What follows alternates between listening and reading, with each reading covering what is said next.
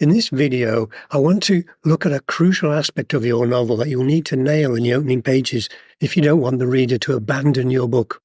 I'm talking about getting the reader to care about your hero. I don't mean just take a passing interest. I mean invest so deeply that they laugh, bleed, and weep for the hero. In short, they root for him. In exploring the theme, we'll be meeting one of the great unsung heroes of English literature, Thomas Hardy's cat, Gobby. So welcome to another installment in my series on how to write your novel using that most unlikely of writing implements, a round Oxford bus ticket.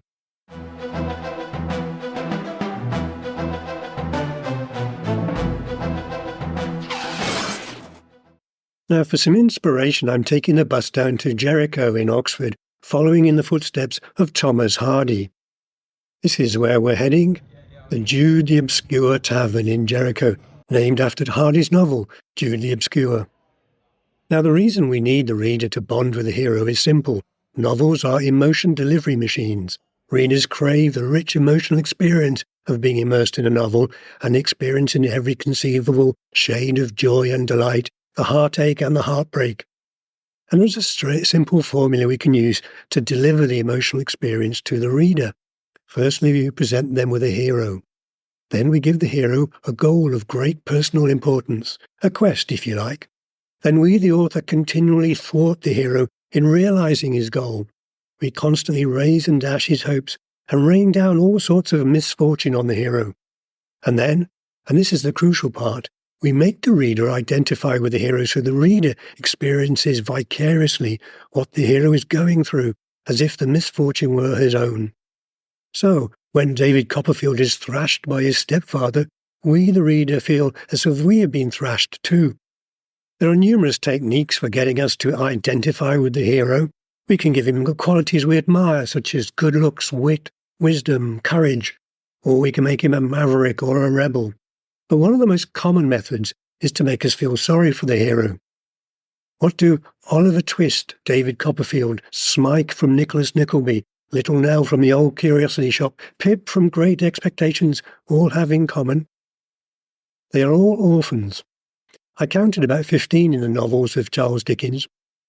Well, obviously we instantly feel sorry for an orphan, especially one in a novel by Charles Dickens. And if he has other amiable qualities, plus a noble goal, we will root for him, as the author pours down a torrent of injustice and misfortune upon his head. But there is a potential pitfall in the raining down misery route, illustrated by the fate of Thomas Hardy's Jude the Obscure. Jude, though not an orphan, was a young man from a lonely background who dreamed of becoming a scholar at Christminster, a fictional representation of Oxford. And his aspirations are crushed continually by every conceivable barrier, social prejudice, ill fortune, poverty, etc., until we get to what must be one of the most bleak scenes in all of English literature. Jude's little son of 8 or 9 years old, aware that Jude cannot afford to make ends meet, decides to hang his 2 little siblings and then hang himself, and explains it with a note he left behind saying, "Done because we are too many." It's a bit bleak, isn't it? Apparently the Bishop of Wakefield was so outraged by the novel that he burned his copy. The scene of the triple infant hanging reminds me of the famous remark by Oscar Wilde about the death of Little Nell in Dickens' The Old Curiosity Shop. One would have to have a heart of stone to read the death of Little Nell without laughing. Now, I'm not knocking this approach. If the Bishop of Wakefield burned one of my books, I'd be quite pleased. This technique works well, and I recommend it. But here I want to consider a different technique, one that uplifts the reader and arouses in his breast an emotion that is perfect for creating the bond we seek, but for which I struggle to find a name. It was inspired by a movie I saw the other day called Out of the Wild, which features an aging alcoholic cowboy who has fallen on hard times and is one step away from destitution or even ending his life. He gets a job on a ranch where he works for the boss's son, who is perhaps 40 years younger than him, and not a nice guy. And then we get this wonderful exchange of dialogue, in which the boss's son says to Henry, the good guy, "You know, Henry, I'm a man of few words, so if I say come, you'd better come running." And Henry replies, "You know, Chad, I'm also a man of few words, so if you see me shaking my head, you'll know that I ain't coming." Well, I don't know about you, but this really filled my heart with a sense of, what? Admiration? No, it's deeper than that. Henry faces destitution if he loses his job, so we might expect him to kowtow to the boss. Most people would, but not Henry. What does this tell us? It shows us that Henry, to use a quaint old-fashioned phrase, is his own man. He has a code which he lives by. And though he may be an alcoholic, poor, lonely man living on the fringes of society, although he has nothing in the world, he has one thing. He has integrity, and he'd rather starve than compromise it. When we see people like that, people who display a spirited defiance in the face of injustice, we love it. Our hearts fill with an emotion for which I've come up with the term upliftium. Literature is full of upliftium. In Jane Eyre, for example, the orphan Jane is badly treated by her aunt. Now, if Jane knew what was good for her, she would meekly accept her mistreatment, but she didn't. Jane Eyre responded like this: "I will never call you aunt again as long as I live. I will never come to see you when I am grown up. And if anyone asks me how I liked you and how you treated me, I will say the very thought of you makes me sick, and that you treated me with miserable cruelty." Powerful stuff, eh? You just can't help but love the character who talks like that. She's got guts. The point is, a character has to rebel against injustice, even though it will bring severe consequences down upon her.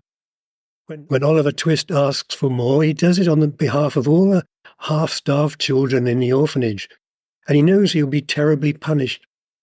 Hester Prynne in Nathaniel Hawthorne's The Scarlet Letter has a child out of wedlock, but she refuses to reveal the name of the father and protects him, and in return she is forced to wear the letter A for adultery.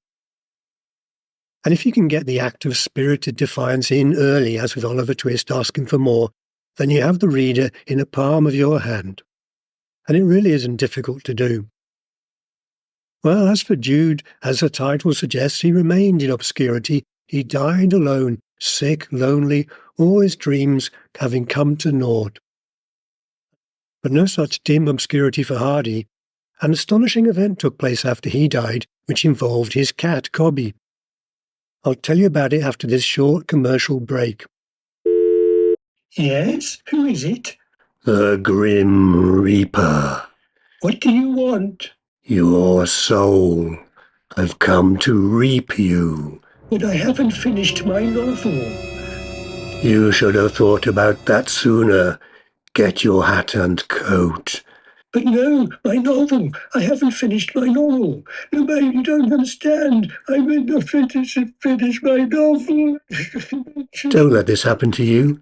Grab Gateway to Narnia, my free 10-part email course on how to write your novel. The link is in the description below. Hardy's ashes were interred in Poets' Corner, Westminster Abbey, alongside Geoffrey Chaucer and Charles Dickens. But before he was cremated, his heart was removed by his doctor, so it could be buried next to the remains of his wife, Emma Gifford, in his hometown near Dorchester. And a macabre legend emerged at the time that claimed that the doctor put the heart temporarily in a biscuit tin and left it on the kitchen table.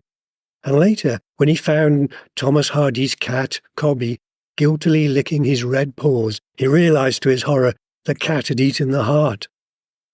So what did they do? They buried the cat in St. Michael's Church next to the remains of Hardy's wife, Emma Gifford. You know, I think that's how I would like to go. And don't forget to grab Gateway to Narnia.